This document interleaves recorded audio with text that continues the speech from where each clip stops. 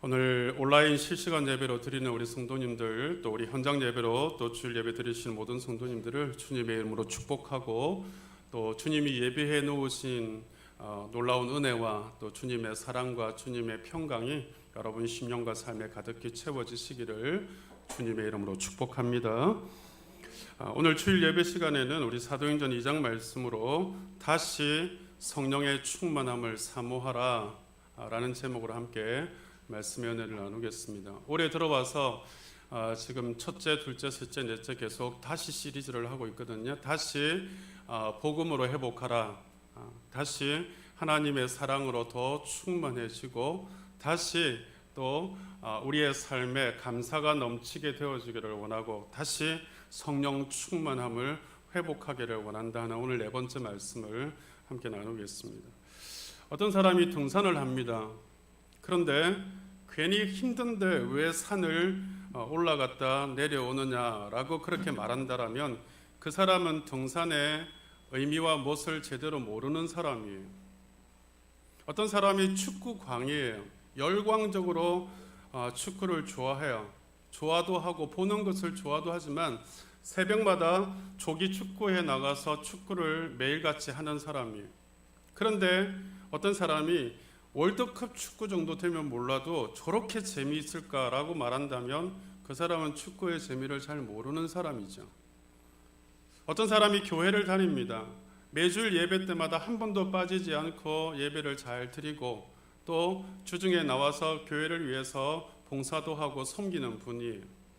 근데 어떤 사람이 무슨 재미로 저렇게 교회에 열심히 다니는지 모르겠어. 신앙생활도 나 좋으라고 하는 것이지 저렇게 힘들게 하는 게 무슨 신앙생활이야 라고 말한다라면 그 사람은 신앙생활의 즐거움과 신앙의 힘을 잘 모르는 사람입니다. 여러분, 세상에는요 아주 생기발랄하게 살아가는 사람도 있는가 하면 죽지 못해서 살아가는 사람도 있습니다. 신앙생활도 마찬가지예요. 아주 충만하게 믿는 사람도 있고, 몸도 마음도 무거워서 그저 마지 못해서 신앙생활에 흉내만 내는 사람도 있습니다. 어떤 사람은 천국이 멀리 강 건너 희미한 불빛처럼 보이는 분도 있고, 어떤 사람은 천국이 이미 마음에 들어와 있어서 만족스럽게 신앙생활을 하는 사람도 있습니다. 어떤 사람은 예수가 저 멀리 있는 그런 성도도 있고, 어떤 사람은 예수님이 마음속에 들어와 있는 성도도 있습니다. 여러분, 어떤 사람은 마음은 원이로 돼 육신이 연약하다 탄식하면서 그렇게 살아가는 신앙생활 하는 분도 있고, 어떤 사람은 내게 주님이 주시는 힘으로 내가 살아가고 있다라고 증언하며 살아가는 그런 여러분 성도도 있단 말이죠. 여러분은 어디에 속해 계시나요? 정말 생기 있게, 힘 있게, 또 행복하게 신앙생활을 하고 계시는지, 아니면 마지 못해서 주일이니까 예배를 안 드리면 찝찝하고, 또 교회 안 가자니 좀 찝찝하고, 그래서 여러분 거저 마지 못해서 신앙생활하는 정도인지, 아니면 정말 힘있고 행복한 신앙생활을 하고 있는지 여러분 자신을 한번 점검해 볼 필요가 있습니다.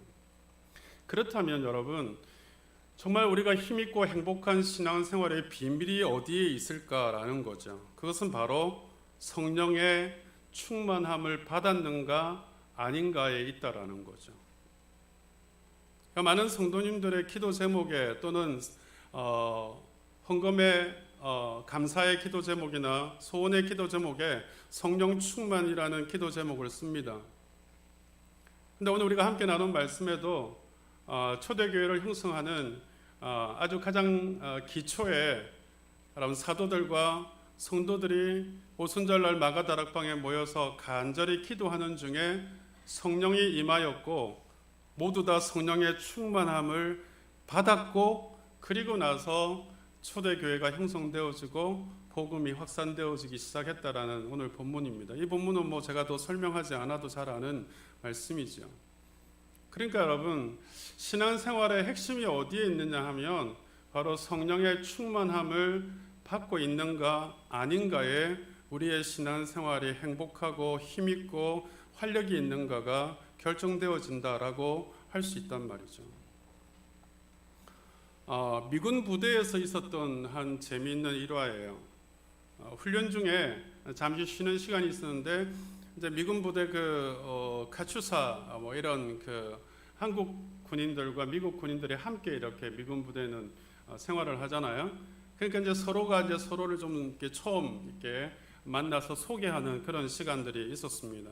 미군들은 또 자기들 나름대로 소개하고 이제 한국 군인들을 서로 소개하는데 나는 한국 육군 누구입니다.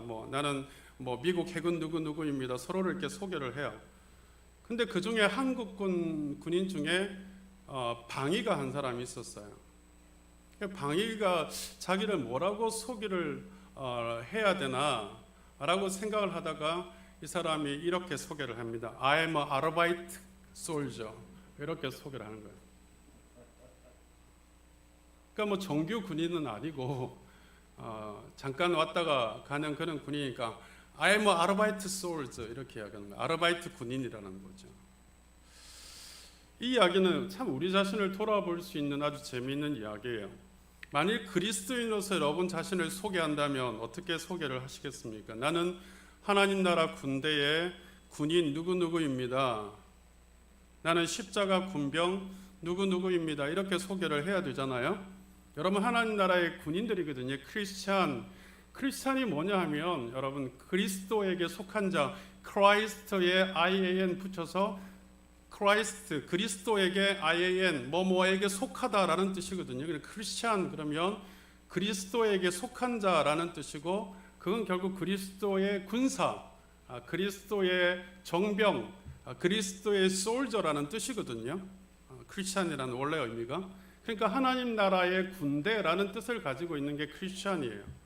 그러면 여러분이 그리스도인으로서 소개를 할 때에 나는 하나님 나라의 군인 누구입니다라고 소개를 해야 되는데 근데 여러분 중에 마치 방위가 소개한 것처럼 I am a Arbeit Christian 이라고 소개를 한다라면 기막힌 일 아닙니까? 여러분이 여러분들을 나는 I am a Arbeit Christian 잠깐 크리스찬 되어지는 아르바이트 크리스찬이라고 여러분이 여러분 자신을 소개한다면 이게 참 비극이죠. 근데 대부분의 성도가 이런 여러분 정규 군인이 아니라 여러분 정말 방위 같은 제가 방위를 폄하하는 표현은 아니에요. 아르바이트 잠깐 아르바이트 하는 성도처럼 살아간다라는 거예요. 우리가 하나님의 일을 하는 아르바이트 그리스도인이 아닌데 정병인데 그리스도의 군사인데도 불구하고 아르바이트 군인처럼 살아가는 이유가 뭐냐 하면 우리가 성령님과 함께하는 그리스도인이 아니기 때문에 그래요. 여러분 그리스도의 군사인 우리 성도들은요 늘 성령님과 함께 동행하는 삶을 살아야 되거든요. 그래서 올해는 교회 표어가 뭐죠? 다시 복음으로 회복하라잖아요. 다시 복음으로 회복하라는 제가 첫 주의 메시지가 뭐였어요? 다시 예수 그리스도에게 집중하고 예수 그리스도와 함께 살아가는 삶, 이게 여러분 복음으로 회복되어지는 삶이거든요. 우리가 신앙생활 하는데 많은 초점이 다른 데 있단 말이죠. 예수 그리스도에게 초점이 맞춰지고 우리와 함께 하시는 성령님에게 초점이 맞춰져야 되는데 옆에 있는 성도에게 초점이 맞춰지거나 아니면 목사에게 초점이 맞춰지거나 아니면 교회의 시스템에게 초점이 맞춰지거나 아니면 다른 어떤 여러분 예수 그리스도 이외의 것들에 대해서 초점이 맞춰진 신앙생활이 너무 많다라는 거죠. 그러니까 그 예수 그리스도 때문에 우리의 신앙이 여러분 초점이 맞춰져서 가야 되는데 그렇지 않으니까 그 초점이 틀려지니까 시험에 빠지거나 아니면 신앙이 흔들리는 것을 보게 되어진단 말이죠. 그게 아르바이트 솔저예요. 아르바이트 그리스도인이에요. 우리는 정말 그리스도인답게 예수 그리스도와 함께하고 성령님과 함께하는 삶. 그러니까 다시 복음으로 회복하라는 말은 다시 예수 그리스도대로 회복하라는 말이고 다시 성령의 충만함을 회복해야 된다는 뜻과 동일한 메시지인 거예요. 오늘 이 아침에 여러분 다시 성령의 충만함을 사모하는 그리스도인 되시기를 주의 이름으로 축복합니다. 교회는 어떤 사람들이 모이는 곳이냐 하면 교회는 성령의 충만함을 받은 사람들이 모여서 찬양하고 예배하고 기꺼이 자신을 낮추고 다른 사람을 높이고 그리고 이웃에게 복음을 전하는 곳이 교회예요. 교회가 형성되어지는 첫 번째 사람들이 성령의 충만함을 받은 사람들이 교회를 이룬단 말이죠. 초대교회의 성도들과 사도들은 먼저 성령의 충만함을 다 받고 난 뒤에 초대교회가 형성되어졌다는 것을 우리는 기억을 하셔야 돼요. 그러니까 교회는 성령의 충만함을 받은 사람들이 모여서 하나님을 찬양하고 하나님을 예배하고 그리고 자기 자신은 낮아지고 다른 사람은 높이고 섬기는 그런 자들이 모여 있는 곳이 교회단 말이죠. 그러니까 성령이 충만함이 있어야 되는 곳이 교회예요. 반대로 이야기하면 성령이 충만하지 않는, 성령이 역사하지 않는 교회는 이미 생명력을 잃은 교회와 같다라는 거죠. 이 교회는 성도를 의미하는 거예요. 여러분, 교회라는 단어는 반드시 성도와 연결되어진 단어입니다. 왜냐하면 한 사람 한 사람이 성도가 바로 교회거든요. 교회는 건물이 아니에요. 교회는 시스템도 아닙니다. 교회는 성도거든요. 여러분 한 분 한 분이 성령의 충만함을 받은 교회가 되어질 때 그 교회가 생명 있는 교회가 되어지는 거거든요. 그러니까 우리 성도님들도, 우리 함께하는 교회도 정말 2021년도는 다시 성령 충만함을 사모하셔서 날마다 성령의 충만함이 더해져 가야 될 줄로 믿습니다. 이게 교회다운 교회가 되는 거예요. 요즘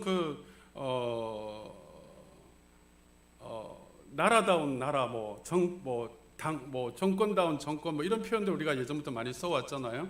이 교회다운 교회, 성도다운 성도가 되려면 날마다 성령의 충만함이 더해져 가야 돼요. 제가 이 표현을 쓰는 이유를 조금 이따가 좀 설명을 할게요. 우리가 예수님을 영접하면 성령을 받거든요. 그러니까 예수를 마음으로 믿고 입술로 고백하는 순간 성령께서 우리 가운데 임하신다라는 거예요. 임하신다라는 거예요. 그분이 우리에게 오신다는 뜻이에요.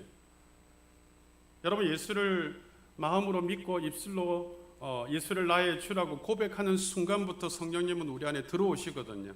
이걸 신학적인 용어로 성령 세례라고 이야기를 하거나 아니면 성령의 인치심, 도장을 찍는다라는 뜻의 성령의 인치심 또는 성령 세례라고 표현을 하는 거예요. 예수를 내가 마음으로 믿고 입술로 고백합니다, 주라고 고백합니다 하는 순간 성령 세례가 임하고 성령의 인치심이 여러분 우리 가운데 임한단 말이죠. 근데 성령의 인침이나 이 성령 세례는 예수님을 믿기로 마음에 결단하고 입술로 시인할 때 단 한 번 주어지는 거예요. 단회적인 거예요. 이 성령 세례는 반복적으로 이루어지는 게 아니에요. 딱 한 번 예수 믿기로 영접하는 순간 이루어지는 거죠. 그런데 여러분, 우리가 예수님을 영접할 때 한 번 성령님이 우리 심령에 오시면 그 성령은 떠나지 않습니다. 영원토록 우리와 함께 하십니다. 그런가 하면 성령의 충만은 반복적이에요. 성령 세례는 단 한 번이지만 성령의 충만은 반복적으로 이루어지는 거예요. 성령 충만을 경험하다가 성령의 충만을 일시적으로 상실할 수 있거든요. 제자들이 성령 충만했지만 그러나 그 충만을 잃어버렸을 때는 두려워해서 숨거든요. 성령이 충만하고 난 뒤에는 목숨을 걸고 목숨을 내놓고 복음을 전하기 시작하잖아요. 그러니까 충만함이라고 하는 것은 뭐냐 하면 여러분, 어떤 우리가 충만하다 할 때는 충만함은 상태를 의미하는 거예요. 상태. 어떤 물량적인 걸 의미하는 게 아니라 어떤 상태를 두고 하는 말이에요. 그러니까 충만한 상태와 그렇지 않은 상태, 이 상태는 변하거든요. 왜냐하면은 물질적이고 물량적인 게 아니라 여러분, 충만함이라고 하는 것은 인격적인 지배를 말하는 거예요. 다시 말하면 예수님이 내 생각과 내 마음을 얼마나 지배하느냐가 충만함이란 뜻이거든요. 그러니까 성령께서 우리의 전 인격을 지배하는 정도가 성령의 충만함이에요. 그럼 반대로 성령의 충만한 것이 아닌 건 뭐냐 하면요, 여러분 오늘 말씀에도 있지만 성령의 충만함을 받고 성령의 말하게 하심을 따라 말했다 그러잖아요. 그러니까 방언이라고 하는 여러분 그것은 성경에 분명히 고린도전서 말씀에도 기록되어 있는 것처럼 방언이 분명히 성령의 말하게 하심을 따라 말하게 함이거든요. 그래서 각 지역의 언어로 말하게 했다 그러잖아요. 근데 방언이 이상한 것이나 잘못되어진 것은 아닙니다. 근데 문제는 여러분 성령의 어떤 은사와 능력을 통해서 어떤 신비한 체험이나 이상한 체험을 통하여서 무슨 비몽사몽간의 이성을 잃고 도치 상태에 빠지는 듯한 뭐 이런 것을 성령 충만이라고 생각하는 것은 잘못이라는 거예요.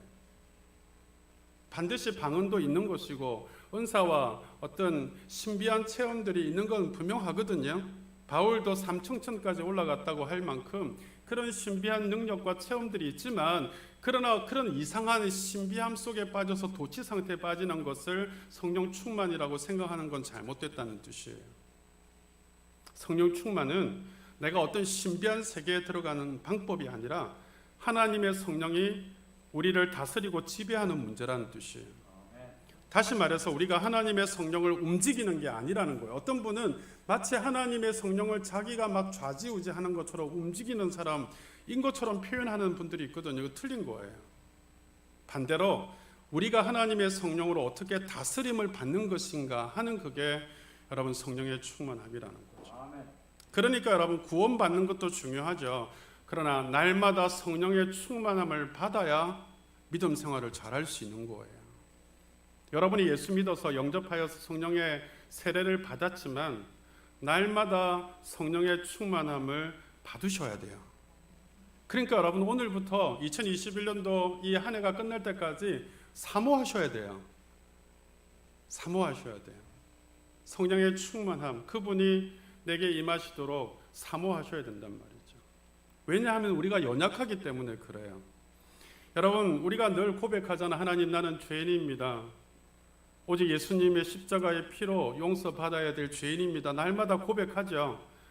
그렇다고 해서 죄가 우리를 영영이 떠난 것은 아니라는 거예요. 예수를 믿으면, 그래서 교회를 다니면 좀 더 양심적이고 좀 더 도덕적일 수는 있지만 근본적으로 연약하고 죄인이기 때문에 악하단 말이에요. 성도라고 예외는 아닙니다. 우리 인간은 다 미련한 죄인일 뿐이에요.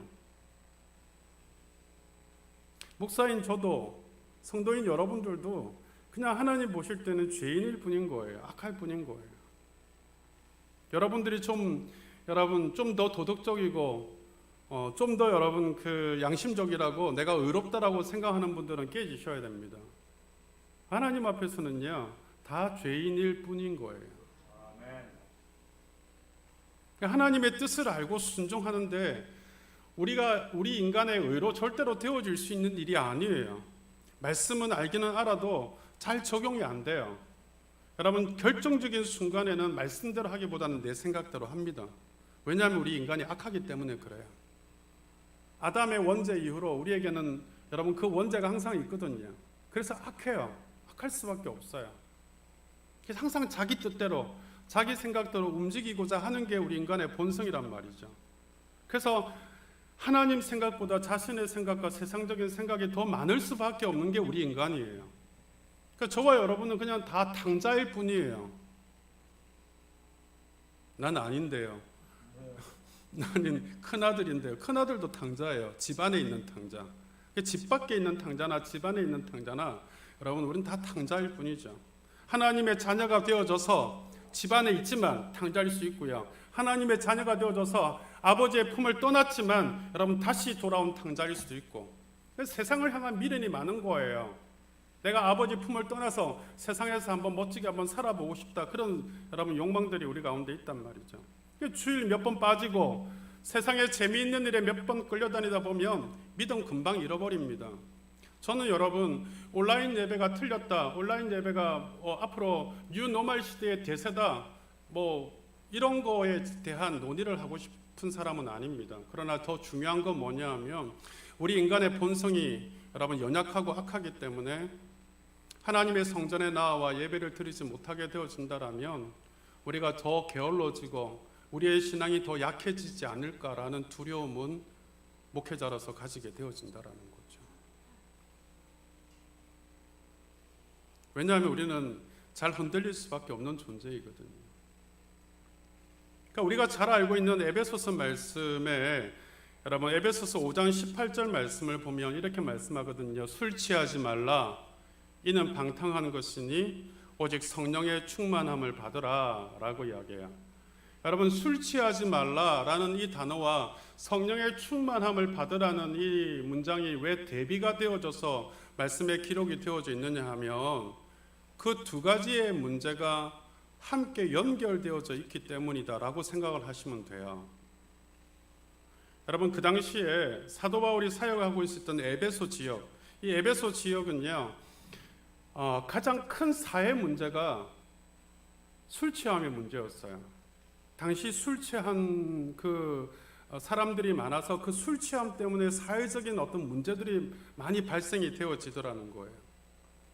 그래서 에베소에 있는 교회 교인들도 예외가 아니더라는 거예요. 에베소 교회 교인들도 술을 똑같이 그 지역에 사니까 동일하게 술을 많이 먹고 취하고 거기에서 동일하게 사회적인 문제를 일으키더라는 거죠. 여러분, 우리가 아는 대로 술이라는 것은 술로 끝나지 않는 특성이 있거든요. 술 취하면 2차, 3차 계속 가잖아요.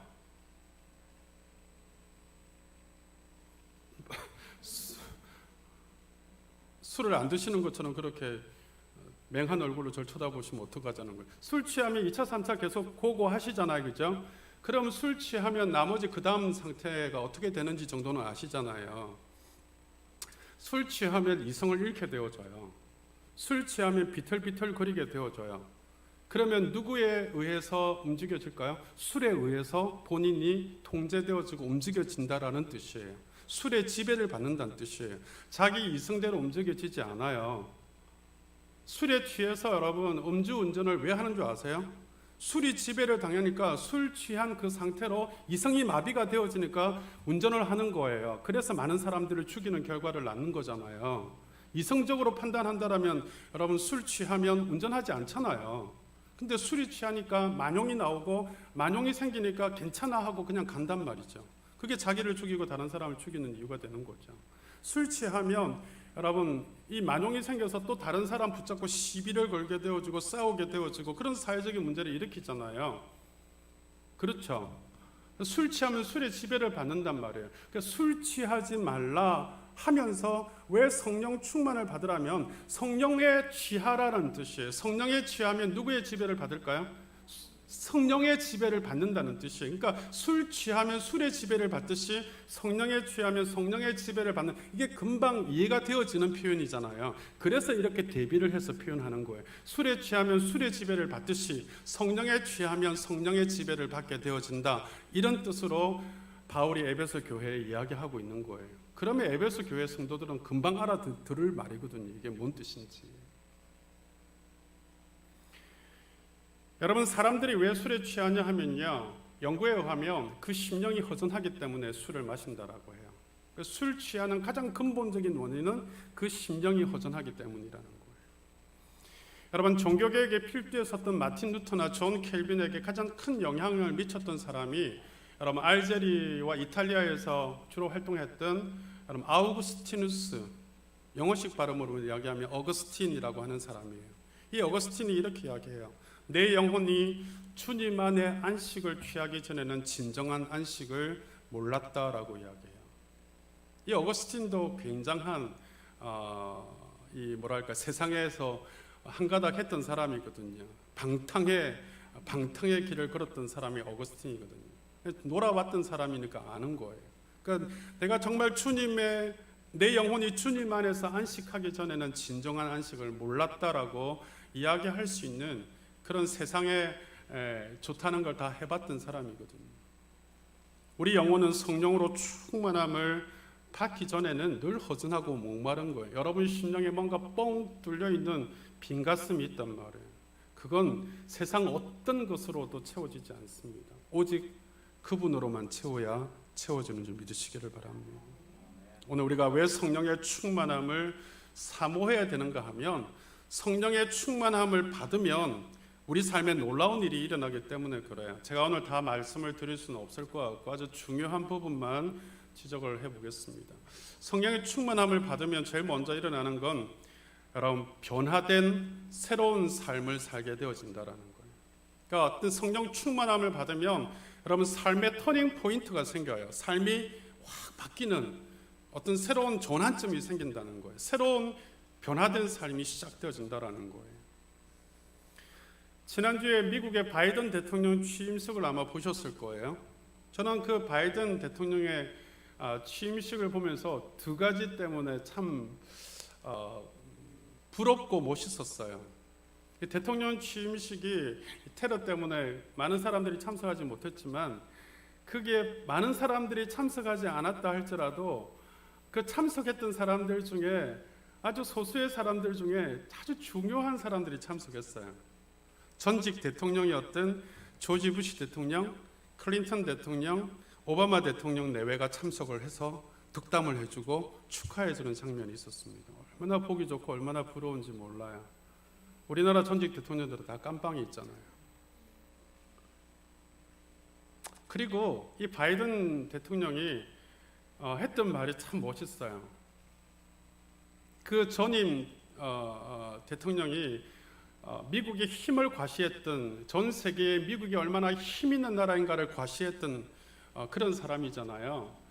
그러다 보니까 이렇게 이야기해요. 자기는 미국의 어떤 힘을 과시하는 나라가 아니라 모범된 힘이 되어지는 나라가 되기를 원한다라는 그런 연설을 하더라고요. 정말 멋있었어요.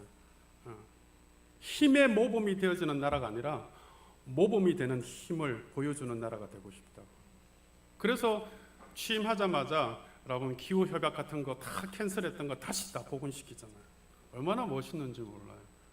그러면서 그 성경에다 손을 얹고 대통령 취임 그 수락하는 모습을 보면서 그 전직 대통령들이 저렇게 축하해주는 모습 얼마나 부러운지 몰랐어요. 근데 그 전직 대통령 중에 여러분 조지 부시 대통령, 그 아버지 부시 대통령도 대통령이었지만 그 아들 조지 부시 대통령, 이 사람이 여러분 미국의 43번째 2001년부터 2009년까지 미국의 대통령을 맡았던 사람인데요. 우리 잘 아시잖아요. 우리나라에도 왔었으니까. 이 조지 부시 대통령이 원래 여러분 40이 될 때까지 알코올 중독의 마약 중독자였다는 사실을 잘 모르시죠. 40이 될 때까지, 물론 그때 이 40이 될 때까지 그냥 여러분 우리가 말하는 노숙자로 살면서 이런 그런 삶을 살았던 사람은 아니지만, 그래도 이 사람이 하버드대 출신이에요. 굉장히 수재고 열심히 했던 분이지만, 그러면 어쨌든 마약에 중독되어 있고 그리고 이 알코올에 중독되어 있던 그런 사람이에요. 부시 아버지인 아버지 부시 대통령이 친했던 사람이 누구냐면 빌리 그레이엄 목사님이 친구였어요. 빌리 그레이엄 목사님한테 부탁을 한 거예요. 내 아들 이 조지 부시가 이 알코올 중독에 마약 중독인데 당신이 와서 좀 이 아들에게 좀 전도하고 복음을 좀 전해주고 좀 성령 충만함을 좀 받게끔 해달라 부탁을 해요. 이 빌리 그레이엄 목사님 유명하신 목사님이잖아요. 우리 한국에도 여러 번 오셨고, 이 빌리 그레이엄 목사님 찾아갑니다. 조지 부시를 찾아가서 그에게 성경을 가르치고 붙들고 기도하고 그러면서 많은 시간을 함께 공유를 하는데, 이 빌리 그레이엄 목사님 통해서 이 조지 부시의 마음에 변화가 일어나기 시작해요. 그러면서 기도하는 가운데에 이 성령의 은혜가 임하여져요. 그래서 이 조지 부시 입으로 이렇게 표현합니다. 나에게 씨앗이 뿌려졌다. 하나님의 영이 임재하셨다. 내게 성령이 임하여서 나는 변하기 시작했다. 그러면서 성령이 임하고 난 이후에 그의 삶이 변하기 시작해요. 마약을 끊고 술을 끊고, 그리고 그 중독되었던 부시가 성령 충만함을 받고 정신을 차리고 다시 공부하고 일하고, 그러면서 사람들에게 인정을 받고 주지사가 되어지고 마지막에 대통령까지 되어지는 놀라운 변화를 일으켰단 말이죠. 마약 중독자, 알코올 중독자가 대통령이 될 수 있었던 그 근간에는 그런 성령의 충만함을 받았기 때문이라는 거예요. 여러분, 이처럼 지난 2000년 동안의 세계 역사 안에서 예수를 믿고 성령으로 충만함을 입어서 거듭나고 변화되어진 위대한 사람은 얼마든지 많습니다. 성경 속에 기록되어진 사람뿐만 아니라 우리 일상의 삶에도 만나는 사람들 속에 그렇게 변화되어진 삶을 살았던 사람이 얼마나 많은지 몰라요. 여러분, 사람을 바꾸는 일은 어떤 세상의 법이나 가르침으로 절대로 바뀌어지지 않습니다. 사람의 어떤 여러분 법이나 사람의 어떤 가르침으로 바뀌어질 것 같습니까? 절대로 안 바뀌어요. 그러나 여러분, 성령의 충만함이 임하여져서 성령이 함께 하시면 이런 삶의 놀라운 변화가 일어나는 줄 믿습니다. 여러분 가정의 자녀들 또 그런 소중한 분들이 정말 여러분 어쩌면 여러분 새로운 삶으로 변화되어져야 되고 여러분 더 나은 어떤 진로로 나아가기를 정말 원하신다면 성령의 충만함을 사모할 수 있도록 기도해 주시기를 바랍니다. 그러면 그런 변화가 일어나기 시작한단 말이에요. 왜냐하면 자신이 그 인생의 주인이 아니라 이제는 성령님이 자신의 인생의 주인이 되기 때문에 그래요. 그래서 그런 변화가 일어나는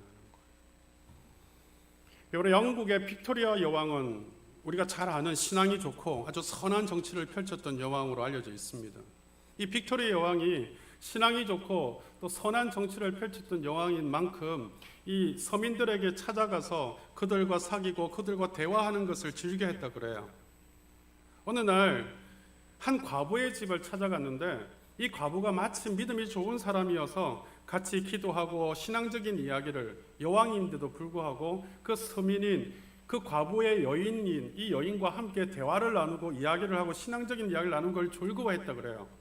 그러면서 여인이 믿음이 참 좋다고 생각한 여왕이 이 과부에게 이런 질문을 해요.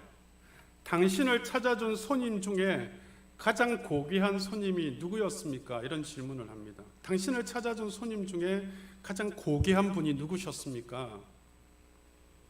근데 사실은 이 빅토리아 여왕이 기대했던 대답은 예수님이십니다. 이분이 신실한 분인 걸 아니까 예수님이십니다라는 대답을 듣고 싶었고, 그러면 이 여왕도 나도 그렇습니다라고 그렇게 맞장구 칠 마음으로 질문했던 거였거든요. 그런데 이 빅토리아 여왕이 기대했던 것과 전혀 다른 이야기가 대답이 나오는 거예요.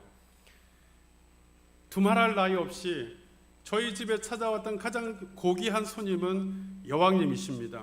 최고의 영광입니다. 제 생애 최고의 손님이십니다. 이렇게 대답을 한 거예요. 그러니까 이 여왕은 실망되는 거예요. 왜냐하면 신실한 분인 걸 아니까 그래도 최고의 손님은 예수님입니다. 이렇게 대답할 줄 알았는데 자기를 찾아준 여왕을 최고의 손님이고 최고의 영광이라고 이야기하니까 실망이 되어지는 거죠. 그래서 이 여왕이 이렇게 이야기했어요. 예수님이 아주머니를 찾아주신 것이 가장 고귀한 손님이 아닐까요? 라고 반문을 하니까 이 과부가 환하게 웃으면서 이렇게 대답을 하더랍니다.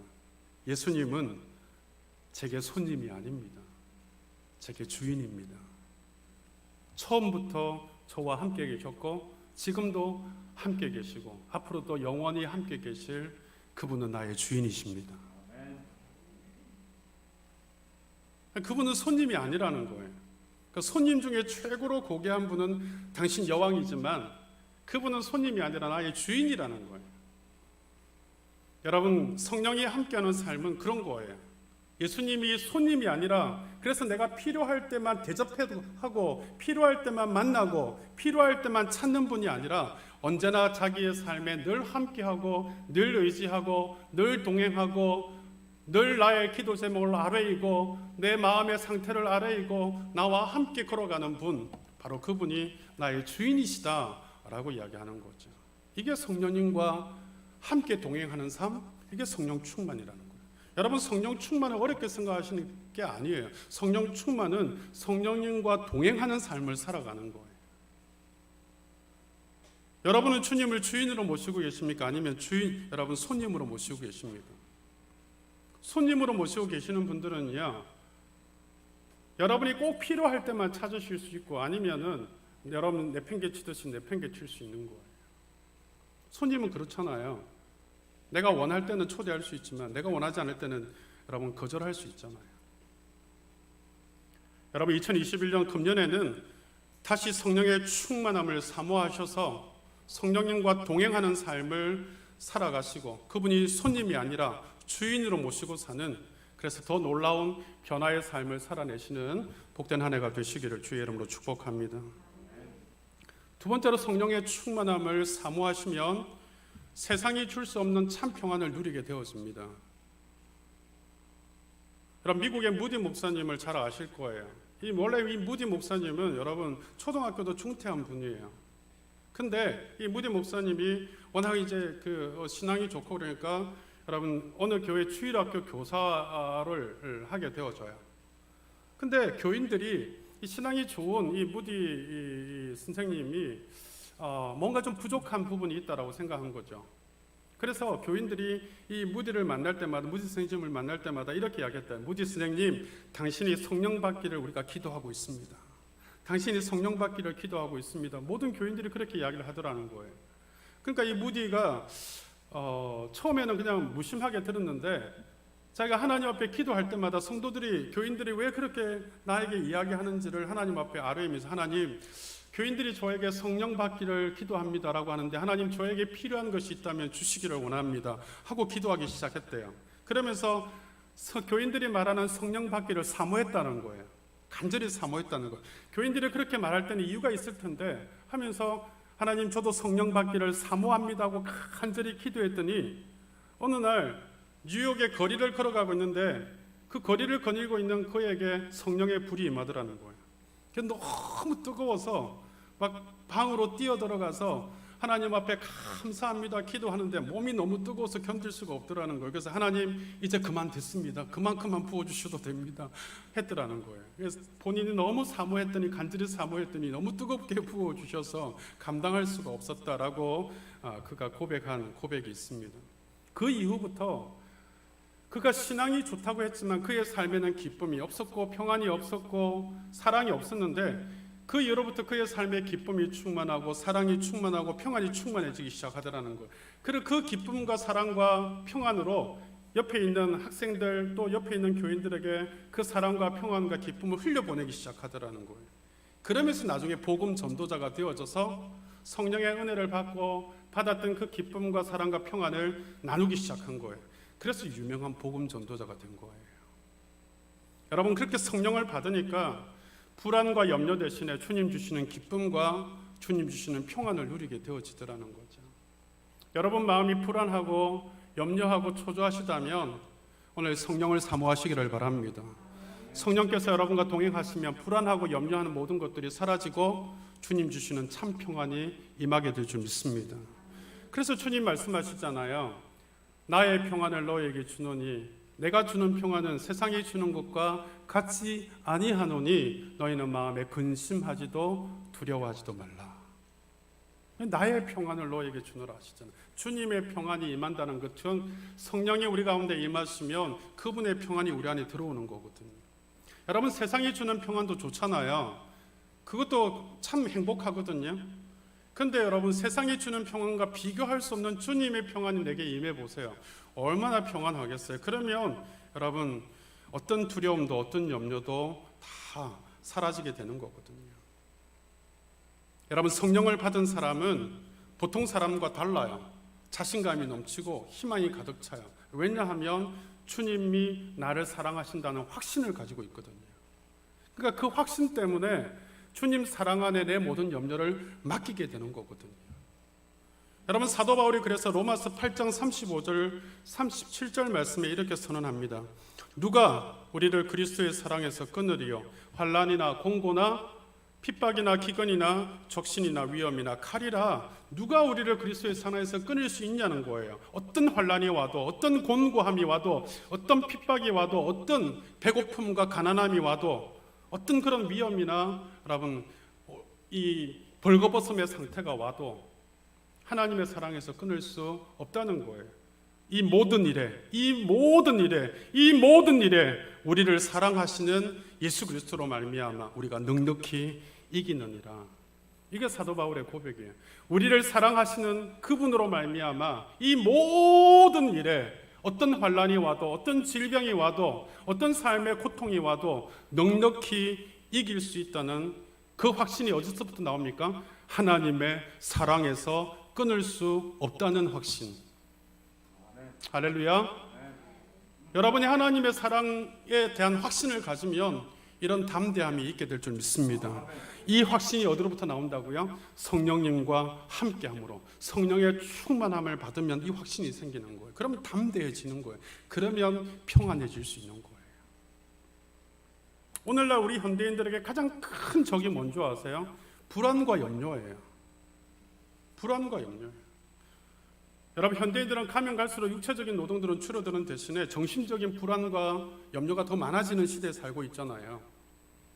미래에 대한 불안, 직업에 대한 불안, 건강에 대한 불안, 가족에 대한 불안, 경제에 대한 불안, 수많은 불안들을 안고 삽니다.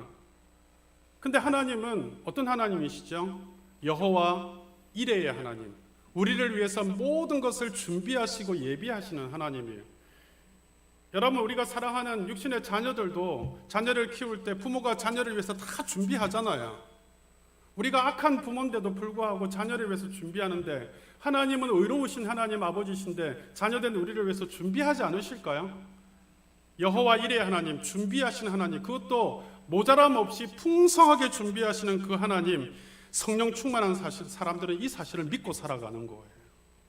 그러니까 염려하지 않는 거예요. 근심과 염려를 내 삶을 책임지신 하나님께 맡겨버리는 거예요. 그리고 베드로 사도가 뭐라고 이야기해요? 너희 염려를 다 주께 맡기라. 이는 그가 너희를 돌보심이라. 아멘. 성령 충만한 사람들은 하나님이 돌보심무, 하나님이 예비하시고 하나님이 사랑하심에 대한 확신을 가지고 살아가는 거예요. 여러분, 주의 종인 제가 뭘 가지고 있는 것 같아요? 하나도 없습니다.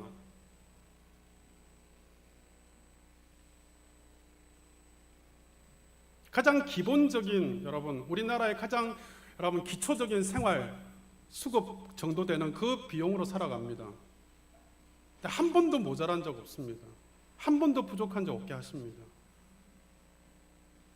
어떤 질병이 들어도, 어떤 아픔이 있어도 그것 때문에 염려하지 않아요.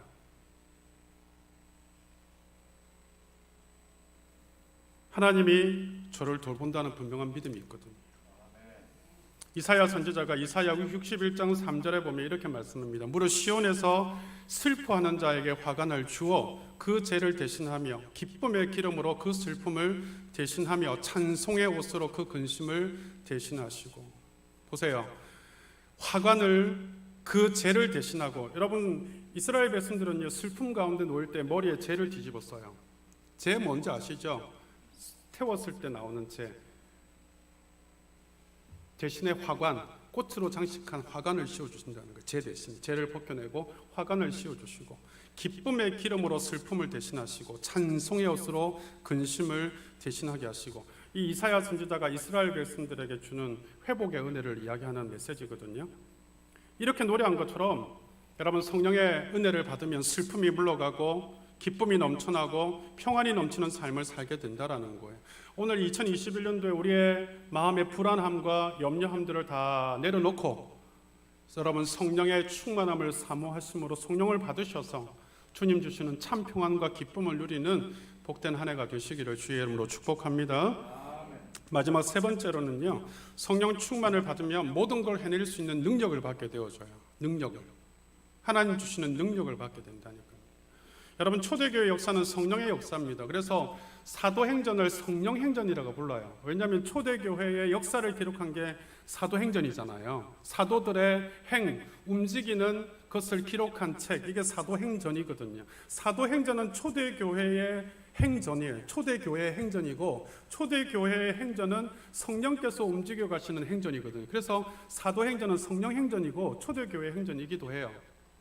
그러니까 여러분, 성령의 역사하심이 이스라엘의 초대교회의 역사 안에 일어났던 역사로 국한되는 게 아니라 결국은 여러분, 온 유대와 사마리아와 땅끝까지 이르러 주의 복음이 전거되어 줄 수 있도록 출발점이 유대잖아, 유대. 그러니까 유대로부터 시작되어진 성령의 역사가 사마리아로, 그리고 온 땅끝까지 그 성령의 역사가 펼쳐지잖아요. 여러분, 오늘 우리에게 복음이 전해지고 이곳에 교회가 세워지고 여러분이 복음을 들을 수 있게 되어진 것은 성령의 역사인 줄 믿습니다. 그러니까 여러분, 교회의 부흥은 성령의 역사에 의해서 일어나는 거예요. 함께하는 교회가 다시 복음으로 회복되어지고 성령 충만함으로 회복되어진다는 것은 여러분, 교회가 교회다운 교회가 되어지고 교회의 부흥의 역사가 시작되고 있다는 것을 의미하는 것입니다. 이것이 우리가 회복되어져야 될 가장 중요한 부분이에요. 여러분, 성도가 성도다워지려면 여러분, 성령으로 충만해지셔야 됩니다. 그래야 성령 충만할 때 여러분, 교회 부흥의 역사, 성도의 부흥의 역사가 일어나기 시작하는 거거든요. 교회뿐 아니죠. 우리 그리스도인들도 성령 받지 아니하고는 능력 있는 그리스도의 삶을 살아내지를 못해요. 그러니까 성령을 받아야 구원의 확신이 생기고, 성령을 받아야 기쁨이 생기고, 성령을 받아야 다른 사람을 위로하고, 성령을 받아야 다른 사람을 세워줄 수 있고, 성령을 받아야 성령의 은사를 받고, 성령을 받아야 성령의 열매가 생기는 거예요. 성령의 9가지 열매는 갈라디아 5장 22절에 나오잖아요. 잘 아시죠? 제일 첫 번째 열매가 사랑의 열매예요. 여러분, 성령을 받으면 여러분 가운데에 여러분 열매가 생깁니다. 포도나무에 열매가 생기는 거 아시죠?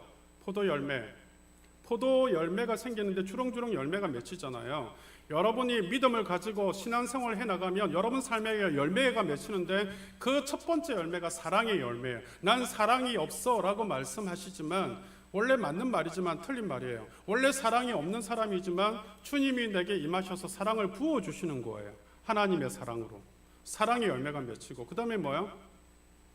희락, 기쁨이 임하고, 그리고 오래 참을 수 있는 인내하는 마음이 생기고, 서로를 화평케 하는 열매가 생기고, 그런 열매들이 생기면서 여러분 자비와 양성과 충성과 온유와 절제의 열매들이 쫙 생기는 거예요. 이게 뭐죠? 결국은 주님의 성품이에요. 신의 성품.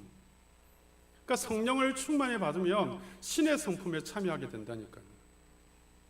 그러면 여러분, 사람도 고상한 인격을 가진 사람이 매력이 있거든요. 근데 하물며 여러분, 성령이 주시는 인격은 세상의 어떤 것과도 비교할 수 없는 인격이잖아요. 얼마나 보배로운 인격이에요. 그러니까 성령의 사람은 성령의 인격을 가지게 되어지니까 굉장히 멋있고 매력 있는 사람으로 바뀐다니까요. 성령 충만하면은 이렇게 여러분 능력 있는 그리스도인이 되어져서 여러분 신앙생활 자체가 활기차게 되어지는 거예요. 교회도 열심히 다니고 봉사도 열심히 하게 되어지고 신앙생활에도 활력이 있게 되어지고, 그러면서 일상생활까지도 바뀌어져요. 성도들과의 대인관계도 좋아지고, 또 상대방에게 사랑하고 존경하고 섬기는 모습이 일어나요.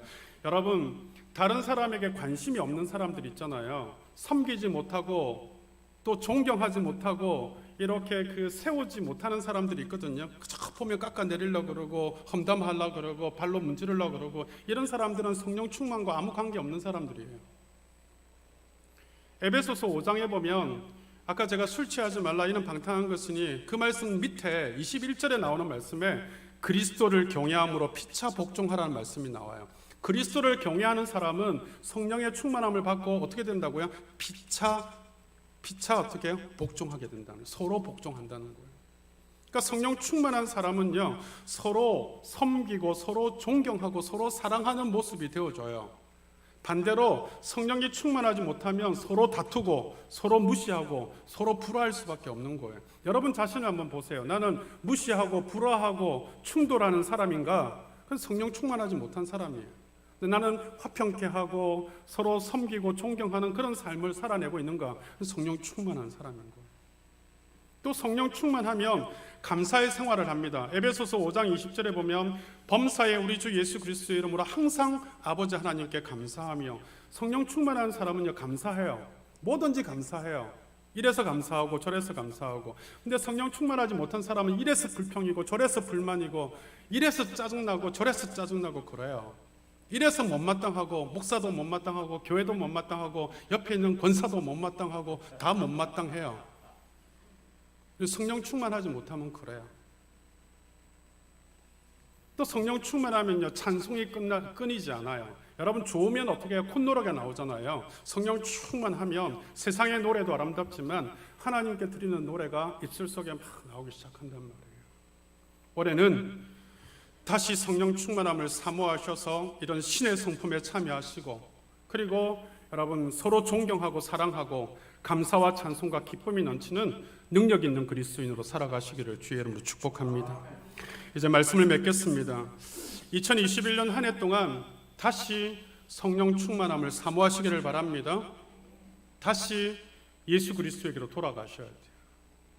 그리고 이 성령 충만함을 받으셔야 여러분 주님 주시는 사랑의 확신을 가지게 되어지고, 여러분 안에 있는 근심 걱정이 다 떠나가게 되어지고, 주님 주시는 참 기쁨과 평안, 그리고 신의 성품에 참여하는 능력 있는 그리스도인으로 살아갈 수 있습니다. 올 한 해는 우리가 성령의 충만함을 다시 사모하셔서 이런 그리스도인으로 아르바이트 크리스찬이 아니라 여러분 하나님 나라의 정병으로 살아가는 그런 함께하는 교회 모든 교우들 되시기를 주님의 이름으로 축원합니다. 기도하겠습니다. 우리 지금 같이 한번 그렇게 기도하십시다. 하나님, 2021년 한 해 동안 성령의 충만함을 사모하고 성령의 충만함을 간구하고, 그래서 금년에는 다시 성령의 충만함을 받아서 우리 주님 주시는 사랑의 확신을 갖고 심령에 있는 근심 걱정 다 몰아내고 주님 주시는 기쁨, 평안, 능력을 가진 참된 그리스도인, 하나님 나라의 정병으로 살아가는 하나님, 그런 하나님 사람 바로 내가 되게 하소서. 우리 함께하는 교회 교우들 되게 하소서. 주님 앞에 같이 기도하겠습니다. 살아계신 아버지 하나님, 오늘 이 아침에 우리가 하나님 앞에 다시금 성령의 충만함을 사모하는 자들 되게 하여 주시기를 원합니다. 아버지, 주의 성령 앞에 은총을 받고 성령의 동행하심을 따라서 하나님 저들의 삶이 진행되어져 가기를 원합니다. 불안하고 염려하고 두려워하는 인생들이 아니라 우리 하나님의 함께 하심으로 그 사랑의 확신을 가짐으로 담대하고 활력 있고 생기 있는 그리스도인들 되어지게 하여 주시고, 모든 삶을 주님 앞에 맡기고 의탁하며 나아가는 그리스도인들 되어지게 하여 주시며, 내 모든 삶을 주님이 책임지신다는 분명한 믿음을 가지고 살아가는 그리스도인들 되어줄 수 있도록 하나님 인도하여 주시기를 원합니다. 아버지, 그래서 올 한 해는 하나님, 그래서 아버지 서로를 사랑하고 존경하고 세워가며 신의 선택에 참여하는 자들 되어지게 하여 주시고, 우리 안에 있는 근심과 걱정이 떠나가고 우리 주님 주시는 참된 기쁨과 평안이 내 안에 넘치게 하여 주시며, 주님 내 안에 감사가 넘치고 찬송이 넘치는 하나님의 사랑으로 살아갈 수 있도록 은혜를 베풀어 주시옵소서.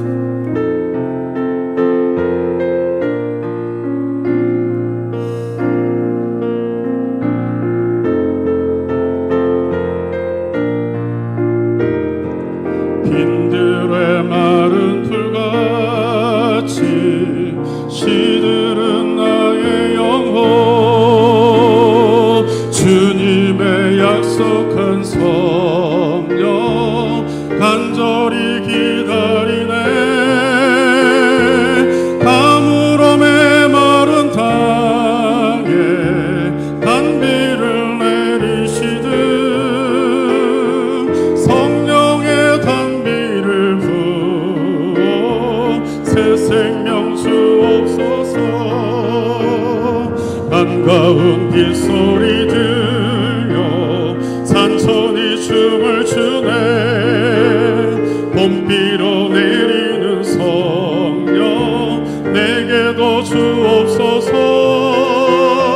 가물어 메마른 땅에 단비를 내리시듯 성령의 단비를 부어 새 생명 주옵소서.